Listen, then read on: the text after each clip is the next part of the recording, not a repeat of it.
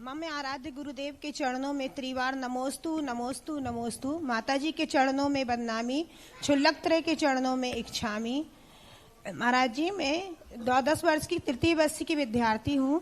मेरी जिज्ञासा है कि कहते हैं एक महिला घर को स्वर्ग बना सकती है और एक महिला ही घर को नरक बना सकती है, लेकिन वर्तमान परिवेश में महिलाएं आत्मनिर्भर तो बन रही हैं, लेकिन उनमें सहनशीलता, समता, प्रेम, वात्सल्य की भावना कम होती जा रही है। तो इस प्रकार हम ऐसा क्या करें कि हम स्वयं और अपनी बच्चियों को ऐसे कौन से संस्कार दें कि वो आत्मनिर्भर तो बने, लेकिन साथ साथ जो महिलाओं के जो गुण होते हैं वो भी उन पर आए। जिम्मेवार व्यक्ति को आत्मनिर्भर नहीं होना चाहिए। जिम्मेवार आदमी को हमेशा पर का निर्भय सहन करना चाहिए। राजा आत्मनिर्भर हो जाएगा तो प्रजा का शोषण करेगा। राजा को हमेशा प्रजा की तरफ से हमेशा प्रजा का धन देखना चाहिए। वो राजा है, उसे अपना स्वार्थ नहीं देखना है, प्रजा का स्वार्थ देखना है। एक नारी एक माँ है, उसको बेटे का स्वार्थ देखना है, स्वयं का नहीं। ठीक है, 10% महिलाओं में जिंदगी में ऐसे मौके आते हैं जो उनका आत्मनिर्भर होना जरूरी है। 90% महिलाओं का आत्मनिर्भर होना जरूरी नहीं है, क्योंकि 90% आज भी महिलाओं का सम्मान घरों में है। कितने परसेंट, मैंने पूछ रहा हूं, कितने परसेंट स्त्रियां जो हैं अपने पतियों से दुखी हैं,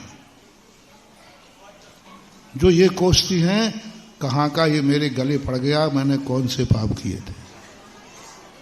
कितना परसेंट मानूं? नाम मत बताना, नहीं, सुनो सुनो, कितने आप महिलाएं, आपको छूट है, कितने परसेंट माने जो अपने पति को कोस रही हैं? परसेंट बता दो। कोई सब नहीं बताएं, कोई नेता बता दे, क्योंकि नेता के सबके पक्ष में बोल सकता है। कितने परसेंट मान ले जो पति को कोस रही है? हो सकता है, मैं 100% नहीं कहूंगा, लेकिन इनकी संख्या 5% भी बहुत है। और जैनियों में तो अभी बहुत कम है। जैनियों में तो अभी कितने परसेंट मान लें? 5% मान लें, हो सकता है 5% लोग पतियों के से दुखी हैं। और वो भी स्त्रियां पतियों से 5% में वे दुखी हैं जिनके पति शराबी, जुआड़ी, पापी हैं, व्यसनी हैं। व्यसनों के कारण से स्त्रियां दुखी होती हैं। अपने पति से दुखी होती है कोई स्त्री व्यसनों के कारण से। शराबी, जुआड़ी, कबाड़ी है, इस वक्त कबाड़ी नहीं, जुआड़ी है, नहीं तो हाँ वो कहने में आ जाते ना एकदम फिल्मों में, कबाड़ी तो अच्छे लोग होते हैं। तो इस प्रकार के जुआड़ी आदि जो होते हैं, इनसे वो दुखी हो जाती है। बाकी आज भी भारत देश और जैनियों में पत्नियां पति की छाया में सुरक्षित हैं। पति के साथ रहकर अपने आप को भाग्यशाली मानती है, अपने जीवन को सुरक्षित मानती है। 95% कह रहा हूं, यदि मेरा शोध गलत हो तो आप लोग प्रश्न उठा सकते हो। 95% महिलाएं अपनी जिंदगी को अपने पति के संरक्षण में सुरक्षित मानती हैं। ओके, डन करूं, लॉक करूं? सबकी सहमति। अब आपकी बारी है बेटा, आप बताओ कितने परसेंट लोग हैं जो अपने पत्नियों को अत्याचार करते हैं, शोषण करते हैं और स्त्रियों को चाहते हैं कि कहाँ की भार बन गई है? पुरुष कितने परसेंट स्त्री को भार मानते हैं? झूठ मत बोलना। कितने परसेंट लोग मानते हैं कहाँ की गली पड़ गई? कितने परसेंट लोग अपने विवाहित स्त्री के परित्याग करने की बात सोचते हैं? कितने लोग डाइवर्स लेना चाहते हैं? जैनियों की पूछ रहा हूं, जैनी में कितने परसेंट लोग अपनी पत्नी से डाइवर्स चाहते हैं? नहीं है, हैं 100 नहीं, 5 भी बहुत कठिन है। हाँ, 100 में से कोई चलो 5 मान लेते हैं, 5% पुरुष हैं जो अपनी पत्नी से डाइवर्स लेना चाहते हैं। वो भी इस कारण से नहीं कि वो उसको भार है, वो ऐसी परेशान कर रही है कि घर को नरक बना दिया, उसकी जिंदगी लड़ाकू फड़ाकू है। तो मैं जुआड़ी मुआड़ी कहा तो इनको भी तो कुछ कहूं। हाँ, कोई लड़ाकू फड़ाकू है, ऐसी लड़ाकू घर को आके नरक बना दिया। तब कहीं कोई 5% लोग सोचते हैं कि इससे पिंड छूट जाए तो अच्छा है। राजकुमार तेरे क्या हाल है?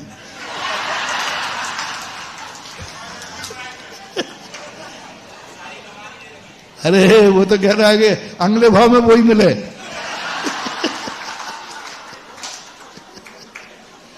नहीं नहीं, हमें गर्व है जैनियों पर।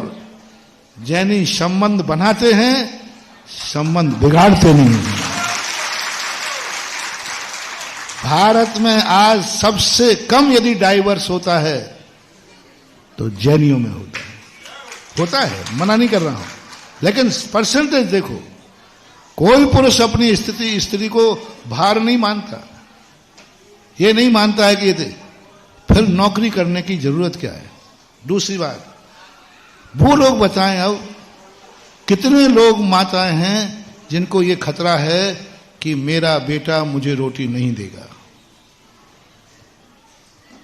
मेरा बेटा मुझे रोटी नहीं देगा बुढ़ापे में। यदि पति मर गया तो ये बेटा मुझे पूछने वाला नहीं है, इनका परसेंट नहीं देगा बुढ़ापे में। यदि पति मर गया तो ये बेटा मुझे पूछने वाला नहीं है। इनका परसेंटेज कितना मानो? इनका बड़ा परसेंट थोड़ा आएगा, इनका परसेंट आएगा। कितनी माताएं हैं जो हैं वो संदेह में हैं कि हमारा बेटा, इसलिए क्योंकि वो बेटा बहू के चक्कर में पड़ गया है। बेटों पे संदेह नहीं था, संदेह किस पे हुआ कि बेटा बहू के चक्कर में पड़ा है, जोरू का गुलाम बन गया है। इसलिए डर है कि ये बहू बेटा मेरे बुढ़ापे में मुझे रोटी नहीं देंगे, मेरा बुढ़ापा अच्छा नहीं निकालेंगे। ऐसी बहू, ऐसी सासुओं को, ऐसी महिलाओं को कितना परसेंट मान लो जिनको बेटे बहू से खतरा है बुढ़ापे का, आजीविका का। परसेंटेज थोड़ा ज्यादा आएगा डॉक्टर साहब। परसेंट नहीं ज्यादा आएगा, 10% तक आ सकता है। ज्यादा 20% मान ले, चल नहीं मान दो, आपका जो कर ले 20% से 20% लोगों को ये खतरा है, इसलिए उनको आजीविका करना चाहते हैं। कल के दिन बेटे बहू ने किसी ने साथ नहीं दिया तो हमें आजीविका की 2 रोटी तो मिल जाएंगी। इतने परसेंट के लिए हर व्यक्ति आज शौक कर रहा है। घर में कोई कमी नहीं है, बेटों पे कोई शक नहीं है, पति पर कोई शक नहीं है, पूरी जिंदगी अच्छी सुरक्षित है। फिर भी साहब मैंने पढ़ाई की है, मैंने पढ़ाई की है तो घर बैठे मैं रोटी बनाने के लिए पढ़ाई की क्या? ऐसे ऐसे उदाहरण है दीदी, मैंने इतनी पढ़ाई की, मेरे बाप ने इतना पढ़ाया है, तो क्या रोटी थोपने के लिए पढ़ाया है? क्या मुझे कपड़े धोने के लिए पढ़ाया है? नहीं नहीं नहीं, रोटी थोपने के लिए नहीं तुझे रानी बनाया है, तुझे तो बेटा पालने के लिए रोटी बनाना है। रोटी क्यों बना रहे? बेटे को रोटी बनाना यदि तुम्हें भार है, पति को रोटी बनाना यदि तुम्हें भार है, तो वह महाराज को भी आहार देना तुम्हें भार हो जाएगा। ध्यान रखना, नारी जाति को महाराज को आहार देना सौभाग्य है, बेटे को रोटी बनाना सौभाग्य है, पति को रोटी खिलाना सौभाग्य है, और पूरे परिवार को जो रोटी खिलाते का सौभाग्य मानती है वो अन्नपूर्णा है, उसको ऐसी सिद्धि होती है। सौभाग्य मानती है कि नहीं नौकरी नहीं कर रहा हूं मैं रोटी थोपूं, नहीं, मेरा भाग्य है कि मैं आज बेटे को रोटी बना रही हूं, पति को, कुटुंब को। और जिस महिला का ये नियम रहता है कि मैं परिवार को रोटी बनाना मेरा सौभाग्य है, अवभाग्य है, उसको ऐसे अन्नपूर्णा की सिद्धि हो जाती है कि जब तक वो घर में भोजन न कर ले, हजारों लोग भोजन कर जाएं, उसके हाथ का भोजन खत्म नहीं होता है। ये नियम था द्रौपदी का। द्रौपदी को कोई गॉड गिफ्ट नहीं थी। ये नियम था, जब तक सब लोग भोजन नहीं कर लें मैं भोजन नहीं करूंगी, भोजन नहीं करूंगी। और अवभाग्य मान के कराती थी। उसका परिणाम है कि उसको ऐसी सिद्धि हो गई कि जब तक वो भोजन नहीं करे उसका भोजन खत्म नहीं होता। तो ये चीजों पे आना चाहिए। बस आजकल हर व्यक्ति को, बेटे को रोटी बनाई, मैं तेरी नौकरानी हूं क्या? यदि बेटे ने थोड़ा और कर दिया, मम्मी ये चीज, तो मम्मी क्या हो रहा है? ऐसे कह रहा है जैसे मैं तेरी नौकरानी हूं। गलत बोल रहा हूं तो बोल देना।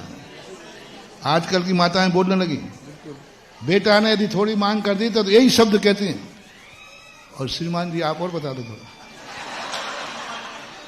आपने यदि 2-3 बार उनसे कुछ करवा लिया तो फिर ये बना दो, ये बना दो। क्या समझ रखा है तुमने मुझे? नहीं आना चाहिए। जब संबंध है अपनों के लिए, अपने हाथ के से कोई कार्य करके देना अवभाग्य मानना चाहिए। यही सबसे बड़ी सिद्धि होना चाहिए।